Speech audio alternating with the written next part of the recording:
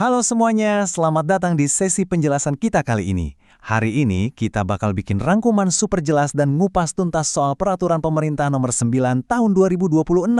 Iya, ini soal pencairan gaji ke-13 yang paling ditunggu-tunggu. Kalau Anda kerja di pemerintahan atau punya keluarga seorang ASN, pasti tahu dong seberapa krusialnya info ini. Tujuan saya di sini simpel banget. Merangkum aturan-aturan birokrasi yang kadang bikin pusing itu jadi panduan yang ringkas, jelas, dan langsung ke intinya supaya gampang dipahami. Yuk kita mulai. Biar gampang, ini dia rangkuman agenda yang bakal kita bahas hari ini. Pertama, jadwal pasti pencairannya. Kedua, besaran dan aturan potongannya. Ketiga, solusi buat pensiunan yang punya status ganda. Keempat, siapa aja sih yang sebenarnya nggak berhak dapat? Dan ditutup dengan kelima, daftar sah penerimanya di tahun 2026. Oke, langsung aja kita masuk ke poin pertama. Bagian 1. Jadwal pencairan gaji ke-13. Kapan tepatnya uang ini mulai masuk ke rekening Anda? Nah, daripada nebak-nebak, mending kita langsung cek pernyataan resminya. Ini adalah kutipan langsung dari pengumuman PT Taspen Persero. Pembayaran gaji ke-13 bagi penerima pensiun dilaksanakan paling cepat mulai 2 Juni 2026.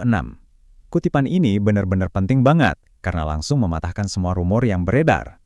Jadi sekarang kita punya kepastian waktu dari pihak yang memang berwenang mencairkan dana tersebut. 2. Tanggal 2 Juni 2026. Langsung tandai kalender Anda hari ini juga. Tapi, ingat, ada catatan kecil nih. Frasa paling cepat di situ artinya proses transfer besar-besaran bakal dimulai di hari itu. Wajar sih, soalnya ini kan distribusi dana skala nasional ke jutaan rekening, pasti butuh proses. Tapi yang pasti, tanggal 2 Juni itu ibarat tombol start mesin pencairannya udah resmi ditekan. Lanjut ke bagian 2. Besaran dan aturan potongan. Berapa banyak yang sebenarnya bakal Anda terima? Pasti pada penasaran kan, kira-kira dapatnya berapa ya? Jawabannya sebenarnya gampang banget.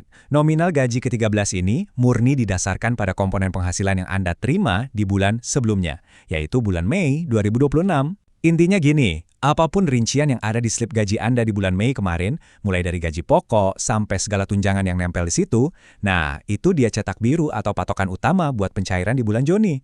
Jadi, Anda bisa ngitung dan prediksi sendiri nominalnya dari sekarang. Dan ini dia kabar baiknya, gaji ke-13 Anda itu aman, benar-benar bebas dari potongan administratif yang biasanya bikin meringis. Nggak ada tuh yang namanya potongan iuran rutin, apalagi potongan buat kredit pensiun.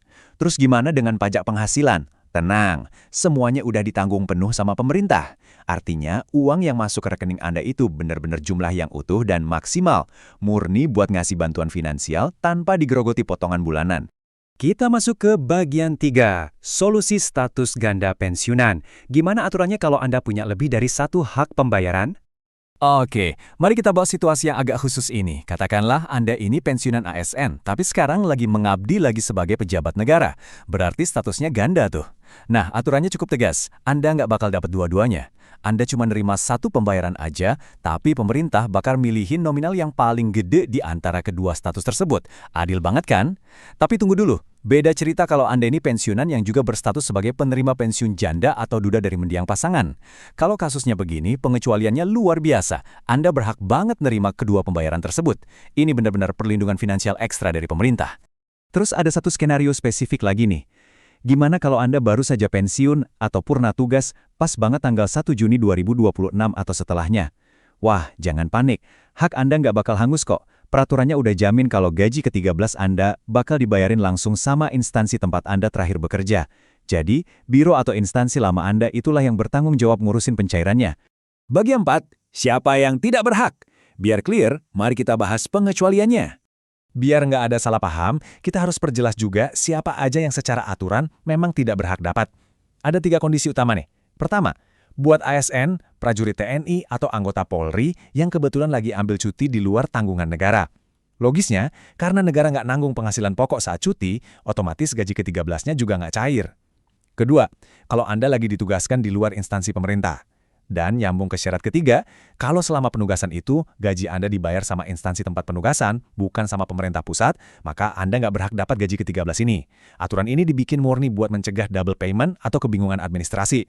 Terakhir, bagian 5, daftar penerima sah 2026. Siapa aja yang dipastikan dapat tahun ini? Jadi pemerintah udah nyiapin anggarannya buat kelompok-kelompok besar ini. Pastinya pegawai negeri sipil atau PNS, rekan-rekan PPPK yang perannya makin krusial, garda depan kita prajurit TNI dan anggota Polri, para pejabat negara, dan tentu saja para pensiunan yang jasa-jasanya di masa lalu masih dihargai negara sampai detik ini. Oh iya, ada kabar baik tambahan yang gak kalah keren nih. Pegawai non-ASN yang kerja di instansi pemerintah tertentu ternyata juga diakui secara resmi dan berhak dapat gaji ke-13. Ini benar-benar bentuk apresiasi yang asik banget, mengingat roda pemerintahan kan emang gak bakal jalan mulus tanpa dukungan semua pegawainya. Nah, sebagai rangkuman, biar Anda makin paham inti dari penjelasan hari ini. Gaji ke-13 mulai cair paling cepat 2 Juni. Ingat, murni bebas dari potongan rutin dan pajaknya ditanggung pemerintah. Kalau punya status ganda, aturannya jelas dan adil, dan penerimanya mencakup spektrum luas, dari PNS sampai non-ASN tertentu. Rangkuman ini jadi modal pemahaman yang solid buat Anda. Jadi, pertanyaan pentingnya sekarang, sudahkah instansi Anda memproses gaji ke-13 ini? Yuk, jangan ragu buat follow up ke bagian keuangan di instansi Anda, dan pastikan hak Anda cair tepat waktu. Terima kasih banyak udah ngikutin penjelasan ini bareng saya. Tetap kritis, pantau terus hak-hak Anda, dan sampai jumpa di sesi penjelasan seru berikutnya.